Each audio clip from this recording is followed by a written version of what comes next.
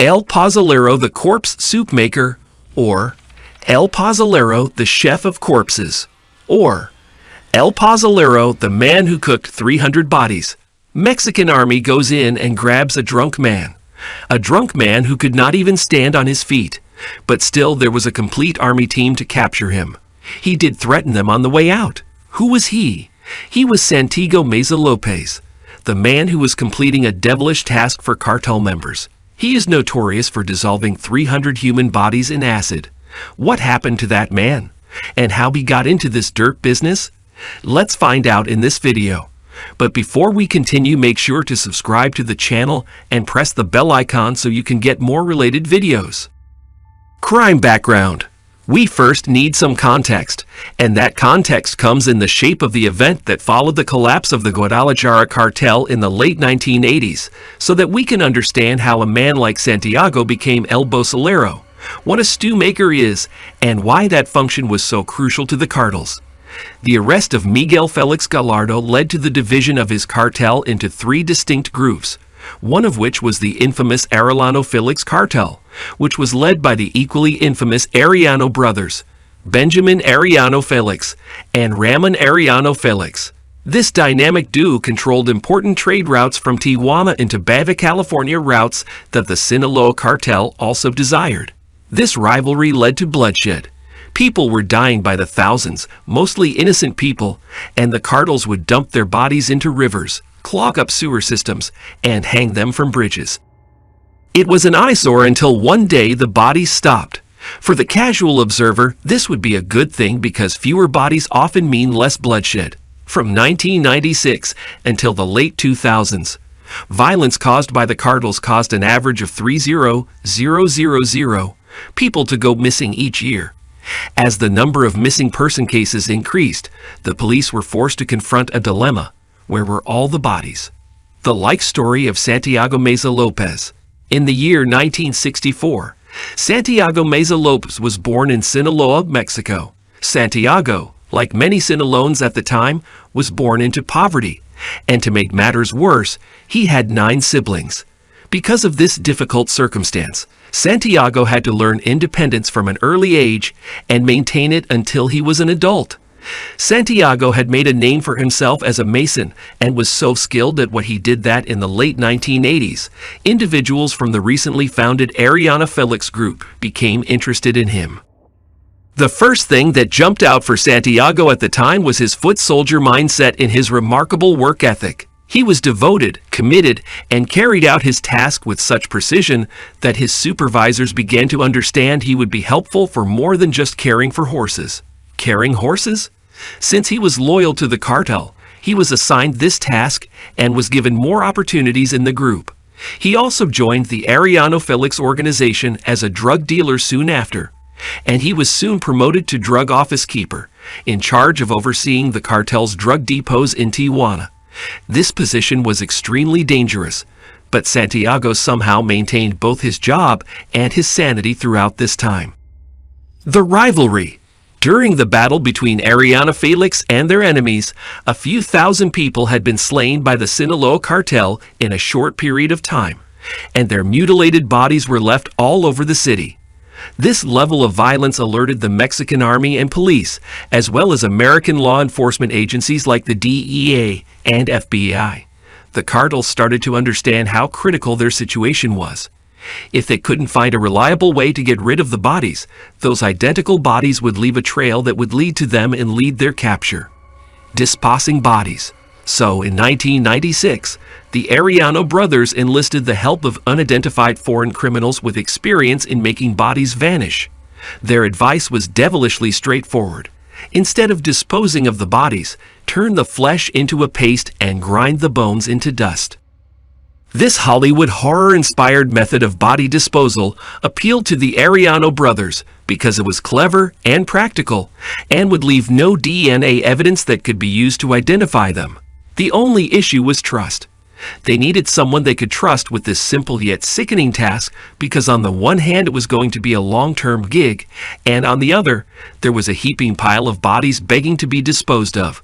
The Arellano brothers tasked drug lords Efrain Perez and George Aureliano Felix with finding someone suitable. The obvious choice at the time was Santiago Meza Lopez, so they set up a small experiment with the man to check his loyalty and ability. They invited him to a secret room. It had a 200-liter cylindrical drum, which had a corrosive solution of caustic soda mixed in water and a few other chemicals. Santiago was instructed to drop a large chunk of reggae meat into the solution and stir it until it had completely dissolved.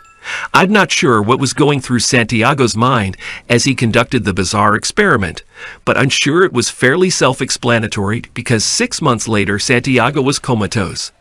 6 months later Santiago was invited in a room, but this time there was no flesh. Instead, there was a fresh corpse and a group of henchmen who would learn the procedure from him. Santiago was instructed to undress the victim and stuff the body into the 200-liter barrel of the corrosive solution. Everyone watched as the liquid frothed and turned red before they left the body in the liquid overnight. By the time they returned the next morning, the body had turned red. Work started very immediately, and over the course of the following 3 months, Santiago was appointed head of this disposal division and given a 600 weekly retainer as compensation for making people vanish when business was booming. Santiago received up to 30 bodies per month, and those bodies were delivered at a predetermined location, where he would know exactly where to pick up the corpses and dispose of them. Santiago always made sure he had an extra solution on hand. He spent a lot of money on oil barrels, bought enough latex gloves to last a year, and wore gas masks to protect himself and his crew from the obnoxious fumes and stench that came from the dead bodies. The stewing carcass would frequently take 8 hours to disintegrate, leaving behind bone fragments, teeth, and nails that Santiago would burn and bury in fields. This earned him the nickname El Pozolero. Pozole is a Mexican stew comprised of hominy and beef with additional ingredients for garnishing. The process of churning the corpses in this mixture resembles stirring a pot of pozole on fire.